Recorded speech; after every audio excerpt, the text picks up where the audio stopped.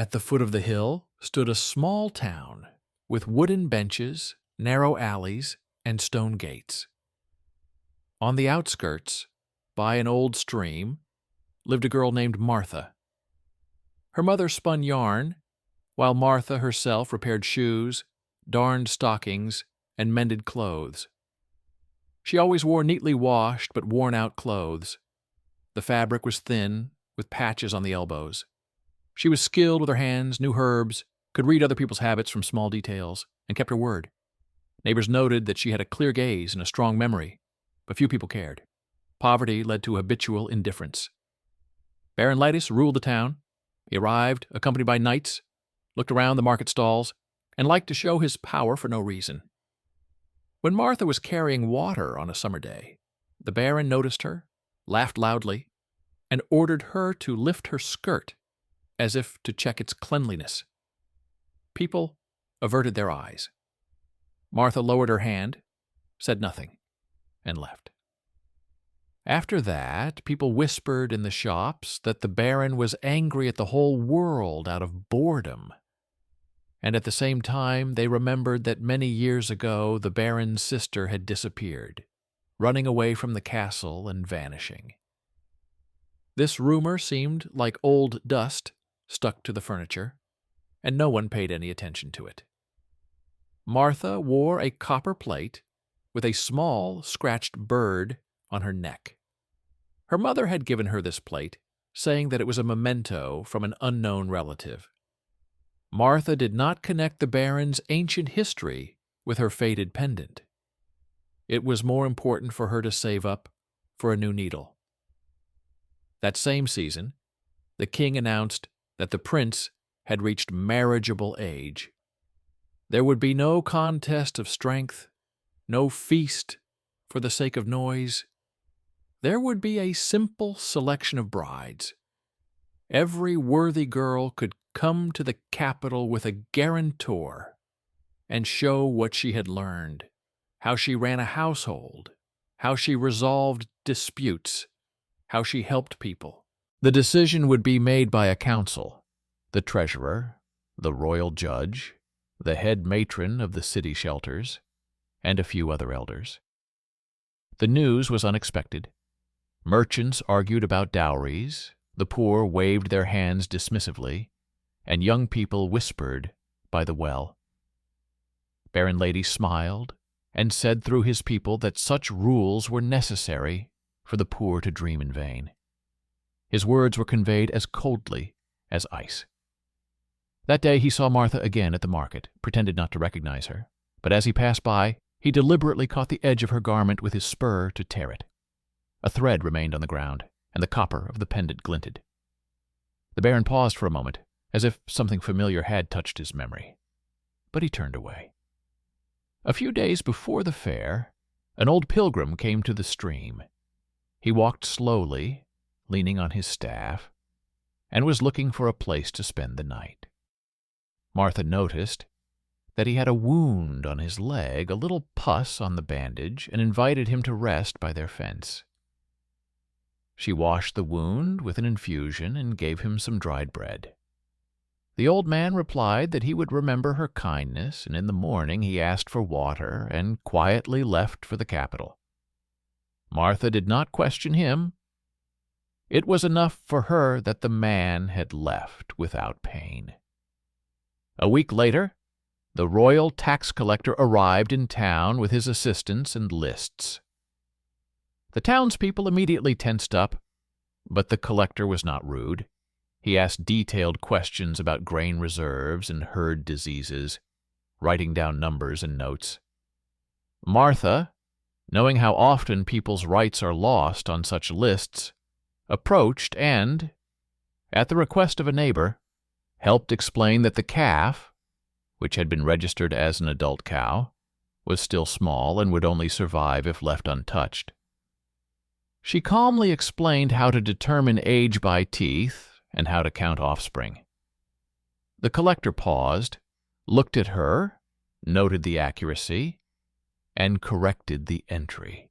After that, he said that people who see the essence of things were being sought in the capital, and offered Marta to go with the convoy for business activities at the palace kitchen and the quartermaster's shop.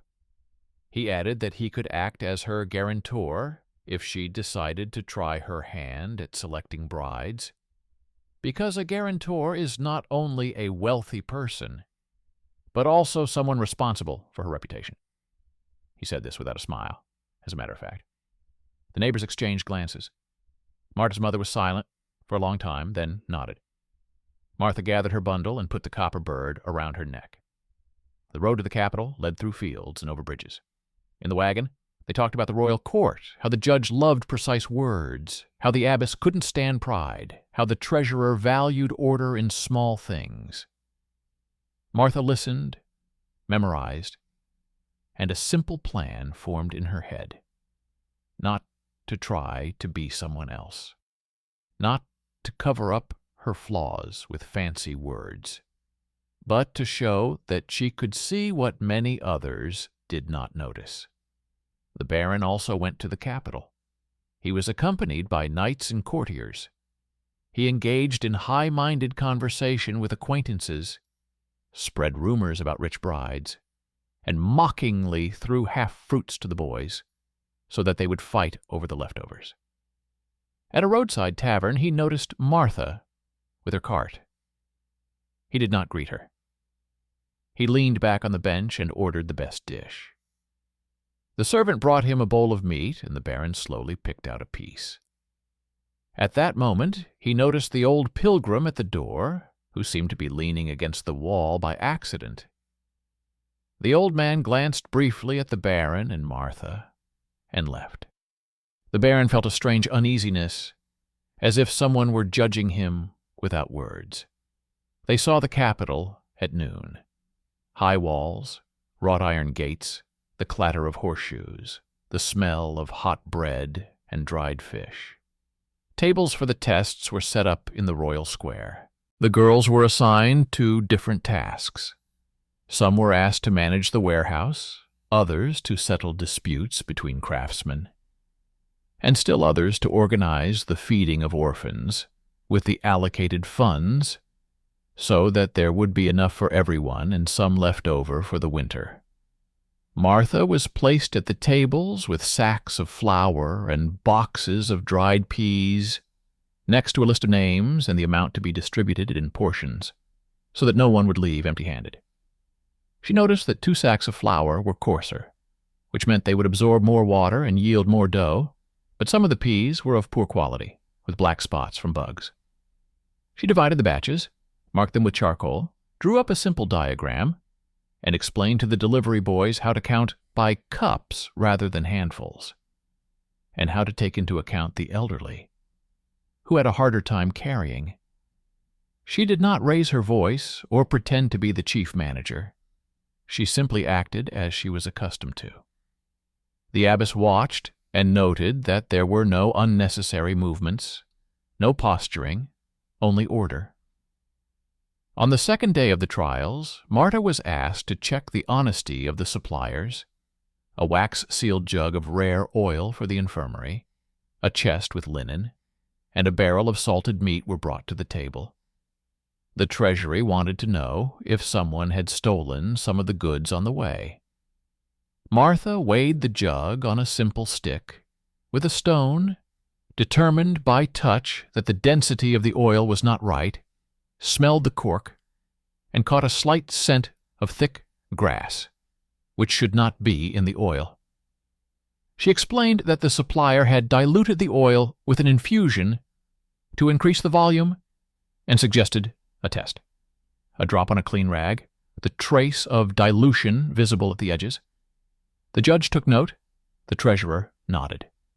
Then Martha examined the barrel of salted meat, found a layer of salt at the bottom, thicker than required, and said that the weight of the salt covered up the shortage of meat. She did not accuse people loudly. She showed the facts.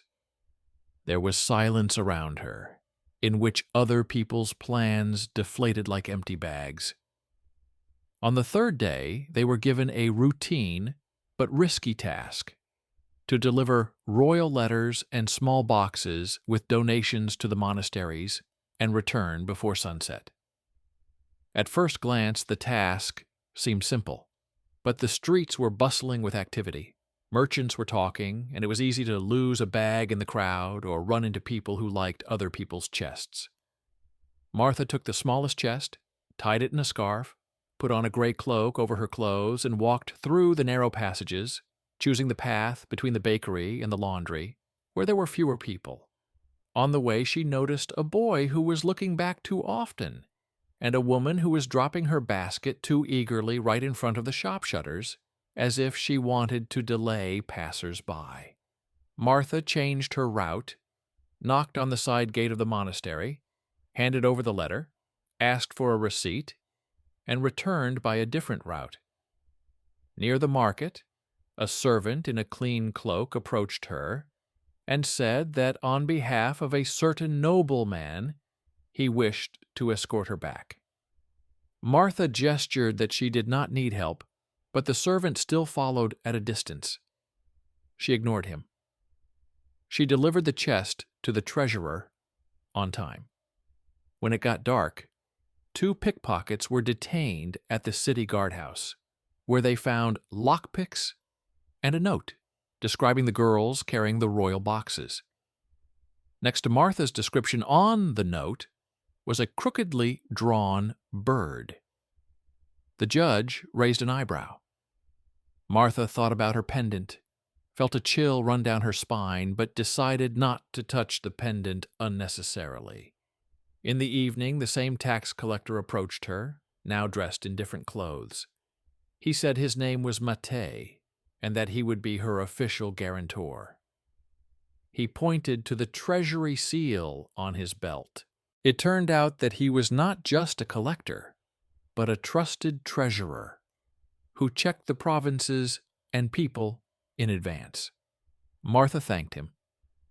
Mattei added that another person who knew the value of her kindness was watching over her. He did not name the person. Martha remembered the old pilgrim and realized that his face had flashed by the palace gates. The selection process continued. People whispered about Martha, poor but collected, simple but attentive. Some mocked her patches. Others said that the prince needed to marry someone of noble birth. Baron Lades, seeing this whispering, decided to take action. He learned that on the day of the celebration marking the end of the selection process, there would be a great feast, and that the food and drink would be handled by the royal kitchen and the monastery people because part of the profits had to be given to the poor. The whole city was preparing for this day. At this time, a small but important discovery was made at Martha's house. Seeing how things were going, her mother took an old handkerchief wrapped in darkened paper out of a chest. Inside was another sign, a small silver pin in the shape of the same bird as on the copper plate. Her mother said that many years ago, a woman with a baby in her arms had come to their house, left the child for the night, and asked them to hide her. In the morning, the woman was gone, leaving only the pin and a note with a few words, a request to raise the girl and not to look for her. Her mother admitted that she had often wanted to tell her earlier, but was afraid that poverty and the malice of strangers would ruin Martha's life. Martha listened and put together new pieces of the puzzle in her head.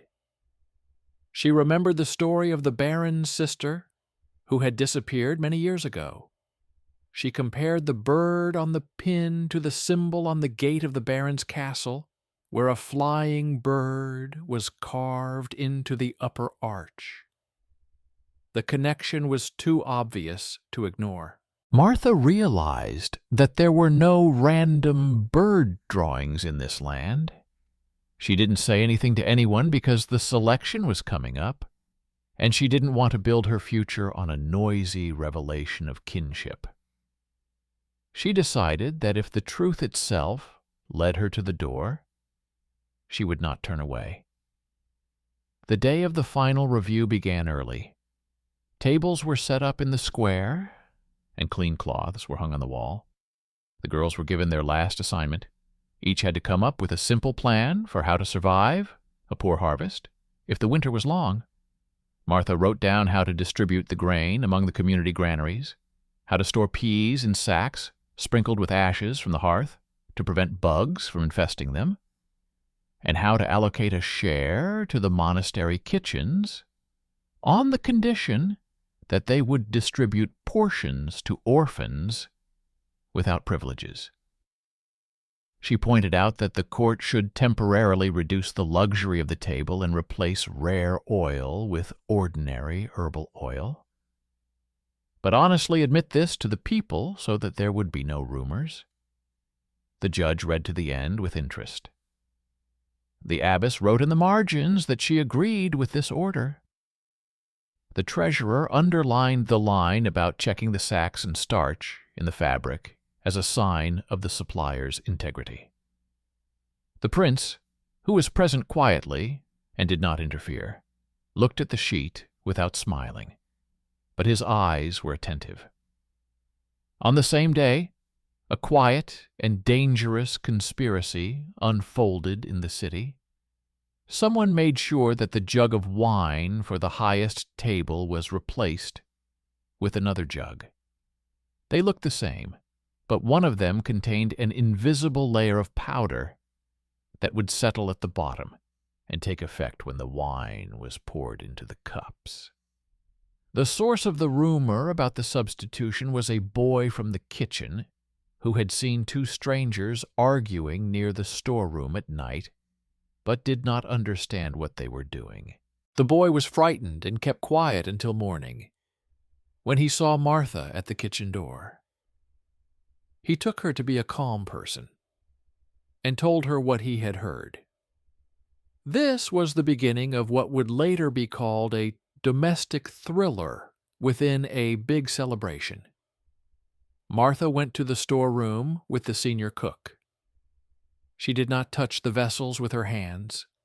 She asked for water, washed a cup, poured a little wine from each jug, and left it standing. After a while, a slight whitish mark appeared on the walls of the first cup, but not on the second. She remembered the infusion used to dilute the oil and thought that whoever was doing this was following the same pattern, always trying to change the density and composition to stretch the product. She reported the difference to the treasurer. The treasurer ordered the entire row of jugs to be replaced and the guests to be seated differently so that any traces of confusion, if anyone was watching a specific place, would be lost. Baron Lattice felt like the master of the situation that day. He behaved confidently and tried to stay closer to those who were whispering, because that was where you could most quickly see which way the wind was blowing. He did not know that the boy had said that the cups had been checked and that the jug he had been seeking would no longer be on his table. He did not know that there was a man in the kitchen watching Martha's every move. That man turned out to be an old pilgrim. When Martha came out of the pantry, the old man made a barely noticeable sign to the treasurer.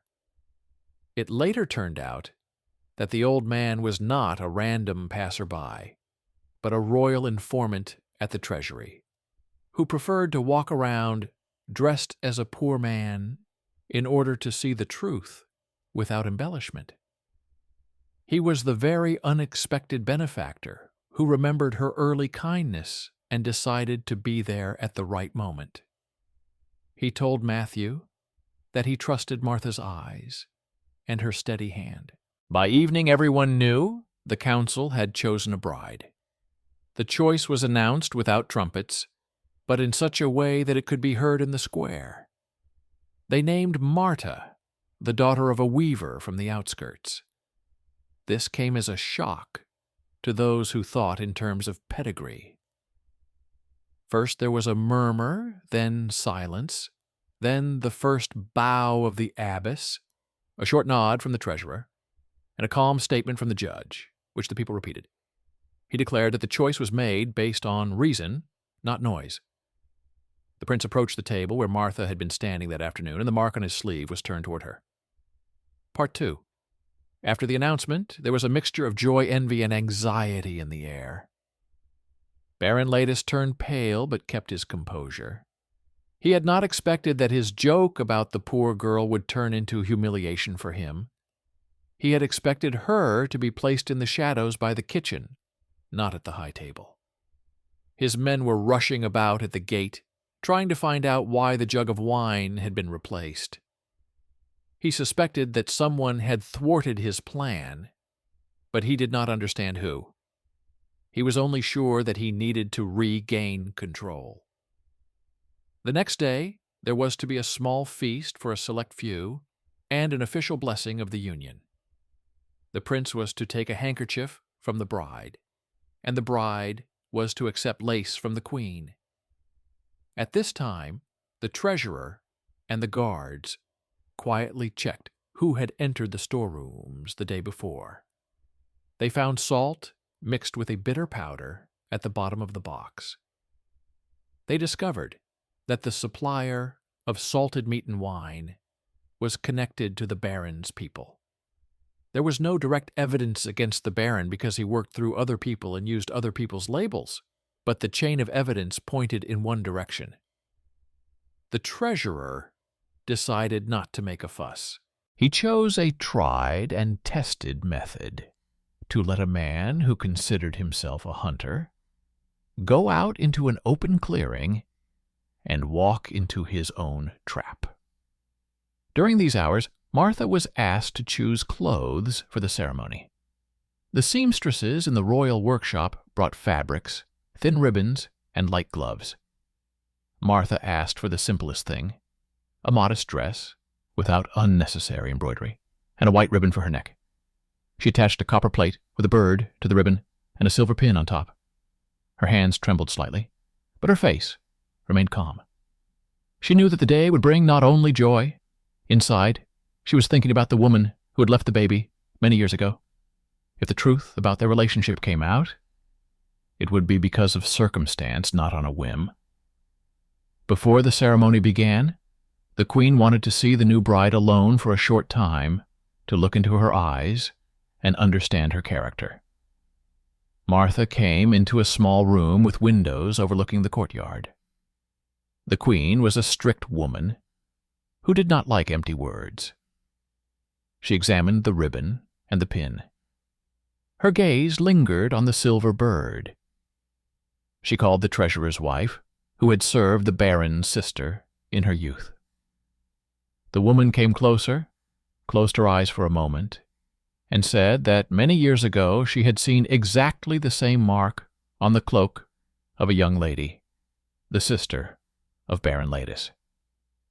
The sister had begged to be allowed to leave the castle at night with her beloved, but at dawn she disappeared, and a few months later news came of a child somewhere far away, and a woman who had vanished. The queen listened and nodded silently. Now the pin became a significant sign. The queen ordered Matej and the old pilgrim to be quietly summoned. They entered, looked at the sign, and confirmed that this mark was found only in the baron's family.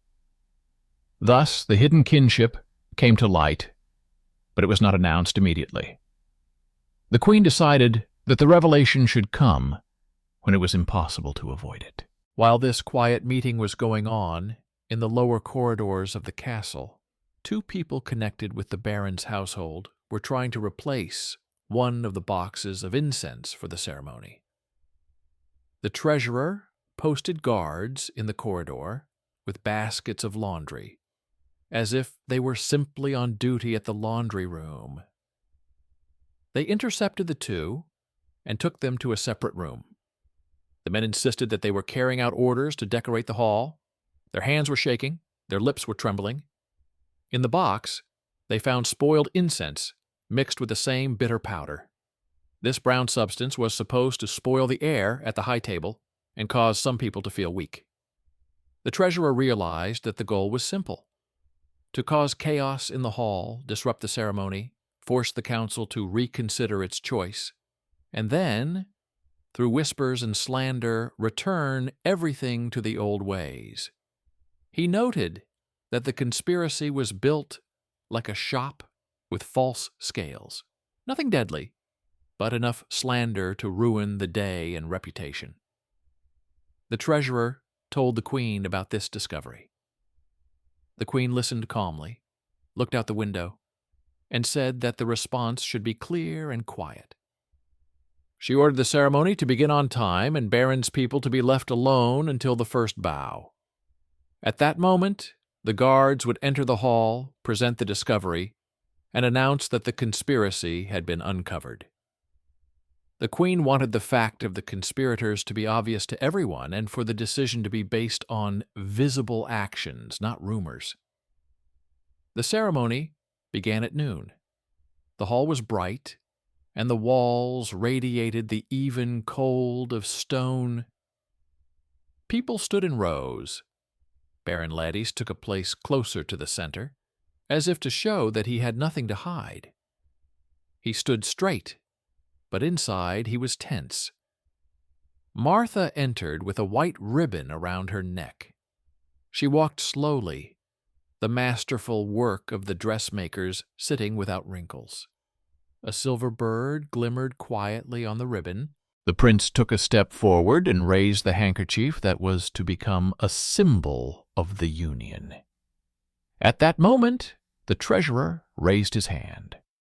The doors opened, and the guards brought out 2 detainees with a chest and a bowl with a whitish trace of tested wine. The treasurer briefly outlined the facts. The wine had been tampered with, the incense spoiled, the goal being to disrupt the ceremony. He named the shop where the jug stoppers had allegedly been purchased and named the Baron's senior servant, who had conducted the negotiations. A wave of whispering swept through the hall. Baron Ladys tried to maintain a look of surprise. He said, through an intermediary, that he did not know who these people were and that anyone could put on the sign of his house to discredit him. He stood like an actor playing the final scene, hoping that the audience would take him for the truth. At that moment, the queen rose. She did not raise her voice.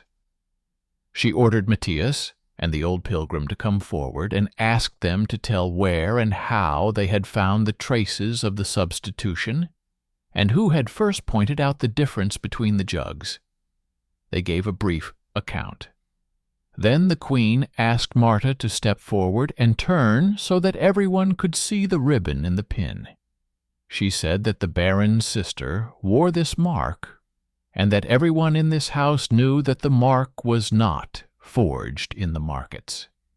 She said that she had testimony from a woman who had served that sister and that on the night of her disappearance, the sister had taken the same mark with her. The queen's words were as precise as a straight thread. The hall fell silent. The Baron turned pale. Recognition flashed in his eyes. He realized that the past had caught up with him. He remembered the night when his sister had asked him not to interfere with her choice. He had pushed her away with a proud phrase, making it clear that there was no family without his permission. In the morning she left. Since then he had covered his guilt with coldness. Now the drawing of the bird seemed to have returned from its journey and landed on his table. There was nowhere to hide. He could try to reject the truth, but too many people in the hall knew that the queen did not speak empty words. The prince stood nearby, his face showing neither malice nor confusion. He looked calm. He saw before him a girl who, in 3 days, had shown more intelligence and composure than many had in years. He saw the house of the Baron, who had tried to play a dirty game, and he saw the simple connection between kindness and order. He took a step toward Martha and took her handkerchief. It was a sign that the choice would not be changed by the noise of others. At that moment, the guards led the Baron's people to the lower rooms. The Baron remained standing. He understood that his inevitable punishment was not in prison, but in the fact that in 1 minute he had gone from being a lord to a man who had to bow his head. He stepped forward and knelt on one knee.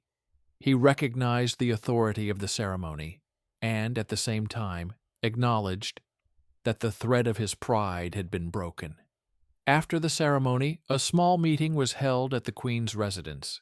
The Queen, the treasurer, the judge, the abbess, the prince, Martha, and the baron were present. The Queen reported briefly. The baron's men had tried to disrupt the ceremony. The baron's house would remain under surveillance. Parts of his estates would be temporarily transferred to royal control to prevent pressure on the communities. The baron would have to publicly confirm his loyalty and compensate for the damage by giving his surplus grain to the granaries of the towns where he had taken more than his share in the past. The judge added that some of the contracts under which the baron's house had imposed unfavorable terms would be reviewed. The abbess said that children and widows would receive aid from what had been secretly accumulated in his cellars. These decisions were not revenge. They looked like repairs to a house with a rotten floor. Martha sat quietly and listened. She had no desire to humiliate the baron. She remembered the market square where he laughed at her dress. She remembered feeling a chill down her spine when the fabric tore. Now, as he bowed his head, she thought of something else, the woman who had once left her child and walked away into the night.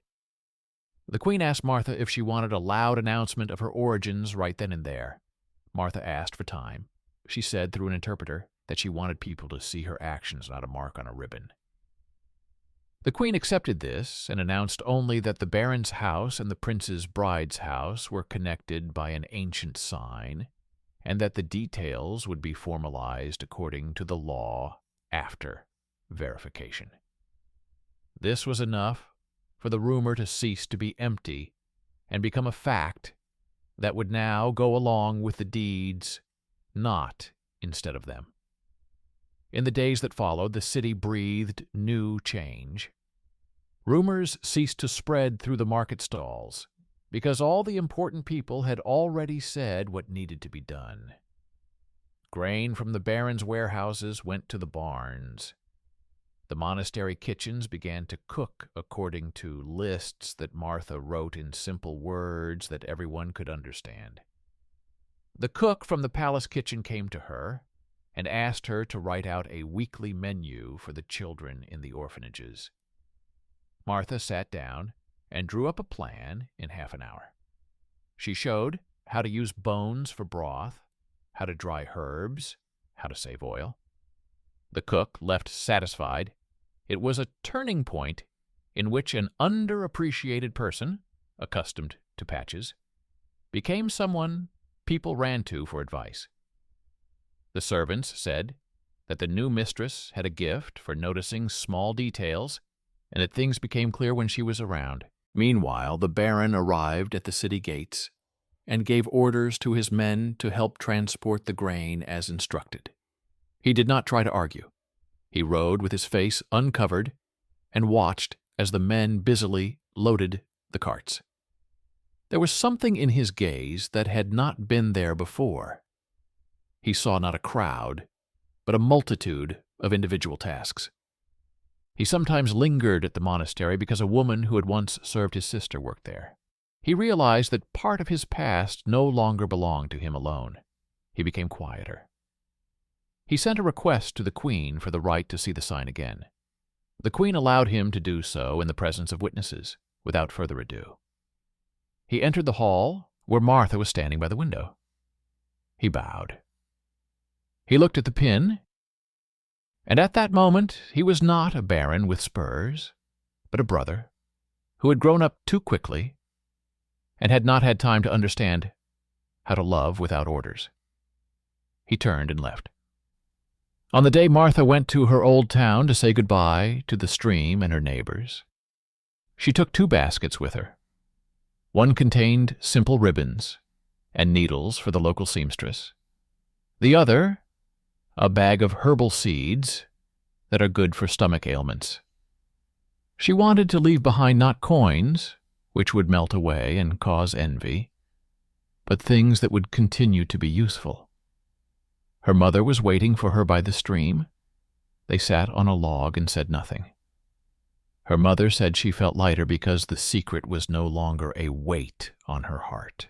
Martha said she would live as she had lived, paying attention to details and doing what needed to be done. They got up and went to the house to collect the old spinning wheel and take it to the city for a widow who had no tools. Soon the last ceremony before the wedding took place. People came to the square without shouting. They knew there would be no ostentatious luxury here. The prince stood upright. The queen sat nearby. The treasurer held a list of tasks that had already been started. The abbess held the new register of the orphanage. When Martha came out to the people, she bowed. The baron stood in the front row. He bowed his head. He recognized not only the authority of the royal house, but also the right of this girl to be his mistress by law. And in fact, he remembered the markets and the spurs, and felt how petty it all seemed now. He understood that his house would live on thanks to the order that had come with this quiet figure. The denouement was simple. There were no loud commands or long speeches. People saw how choice, danger, and justice grew out of everyday affairs. They saw how a poor girl became a mistress, not because someone decided to take pity on her, but because she knew how to see and act. They saw how help from a stranger came at the right time, and how a mark on a ribbon became a bridge between the past and the present. They saw how a man they considered insignificant became someone who held an important position. And they saw how the baron, who was used to laughing, bowed his head and did something he had never done before. He acknowledged that someone else was right. After that, the city lived more quietly. The barns worked, the children ate hot food, and the monastery kitchens smelled of dried herbs. At the market, people listened less to whispers and counted more. At the gate of the baron's castle, the raven bird on the stone no longer seemed like an empty decoration. For Marta, it became a sign that did not need to be raised above others because it was already in place. She lived without loud words, as before. She did not change her voice, did not walk with guards unnecessarily, and this annoyed some who loved gold, but for most, it was a sign that order would not disappear. Rumors about her spread far and wide, but they were not fairy tales. People simply said, "She stops empty words. She notices substitutions. She divides bread so that there is enough for everyone." That was enough.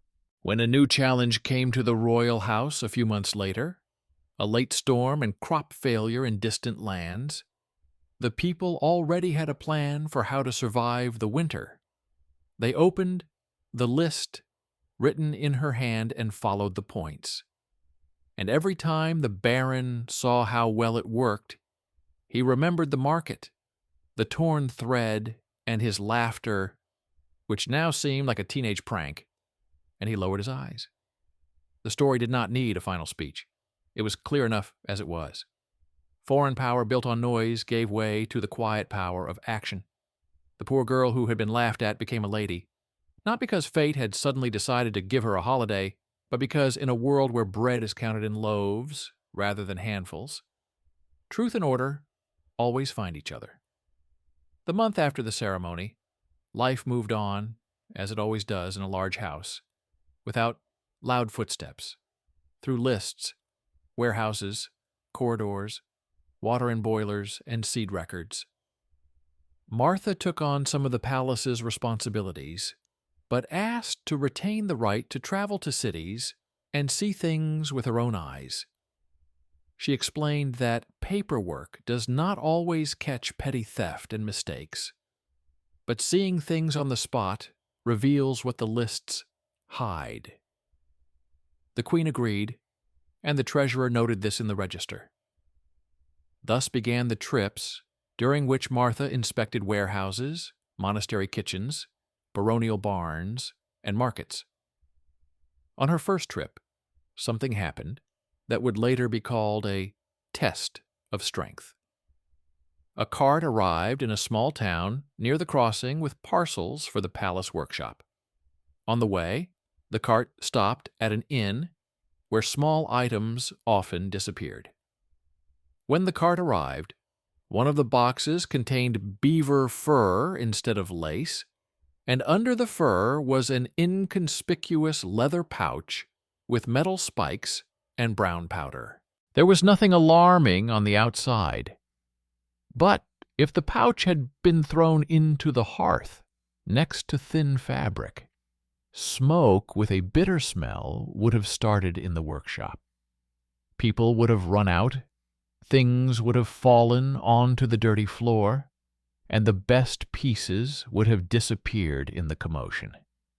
It was a quiet way to damage the reputation of the new bride, to say later that everything fell out of her hands. Martha examined the pouch without touching it and noticed a barely visible mark on the leather, where the letters were arranged in the wrong order. The real mark was different. She realized that this was a crude forgery designed to cause panic. She ordered the box to be taken out into the yard, a bucket of water to be placed next to it, the fur to be taken away, and the bag to be carefully folded into a clay bowl and covered with a wet rag. Then she recorded in the register where the cart had come from, who had affixed the seal, and who had been on duty that night in the courtyard. The treasurer later called it an example of the very kind of everyday thriller that is diffused without fuss. The culprits were found 3 days later, thanks to the crooked seal and the incorrect letters. They were asked who had pushed them. They named the baron's steward. By this time, the baron himself had already abandoned the old methods and came to the treasurer with a confession that some of his people still lived according to their old habits. He asked for time to clean house and agreed to have them tried according to the usual procedure. This was new to everyone. The baron did not shy away from responsibility and did not hide behind his title. A week after this story, the abbess brought a letter from the monastery archives. There, they kept old records with a list of offerings and the names of people who had asked for shelter. Among them was a note with a date written in full and a line about a woman who asked to shelter a baby for one night and left a silver pin, and at the bottom was a mark of the same bird and the sign of a witness, a young maid who later became the treasurer's wife. Now the connection had taken paper form.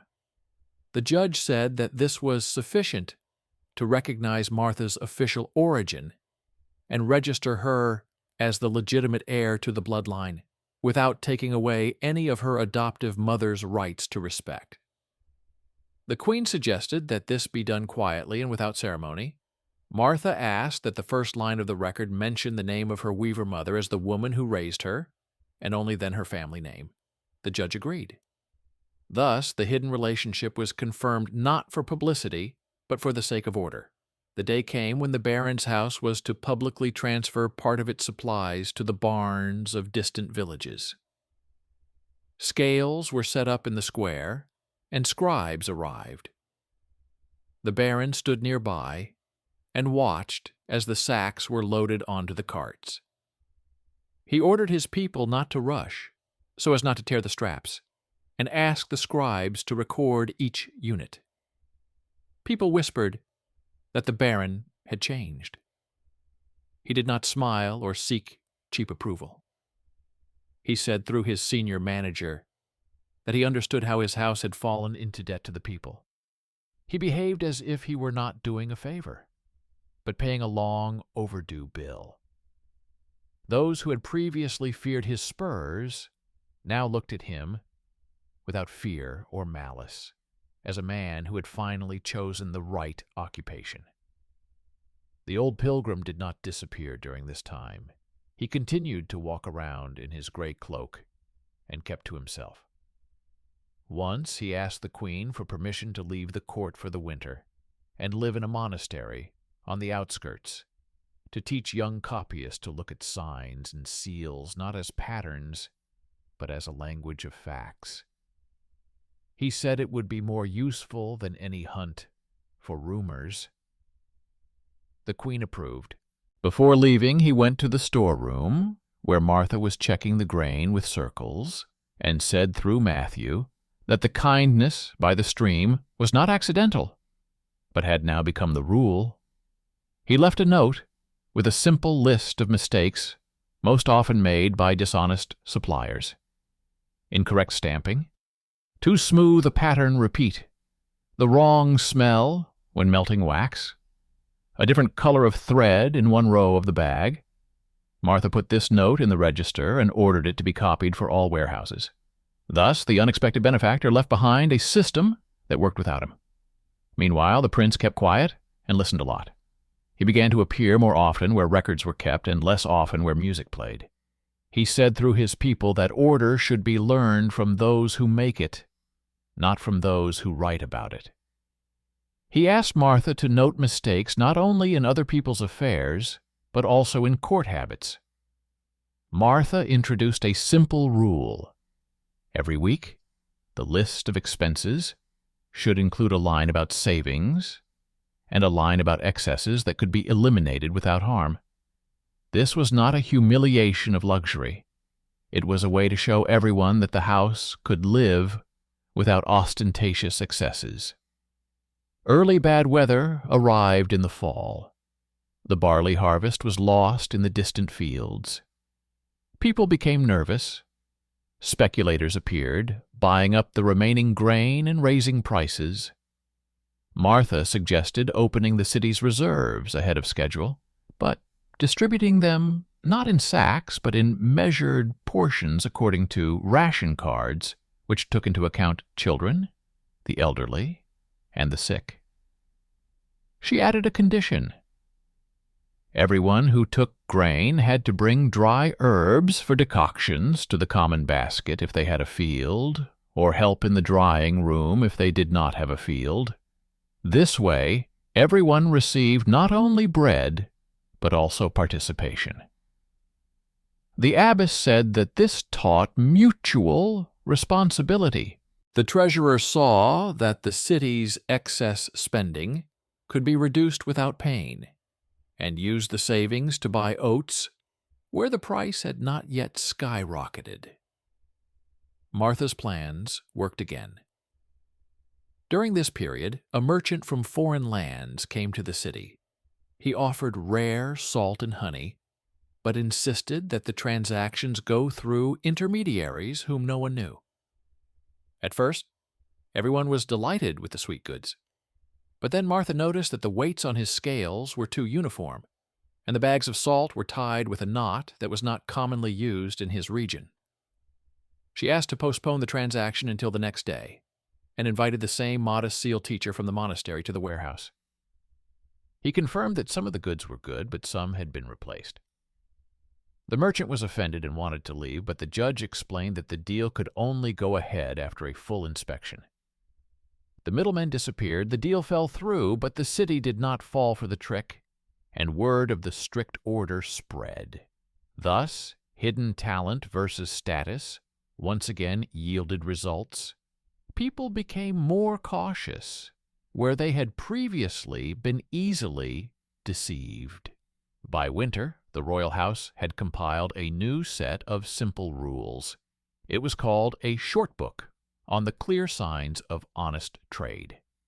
It contained lines about the density of oils, how to knit bags, how to dry herbs properly, how to check seals, and how not to give in to shouting and pressure.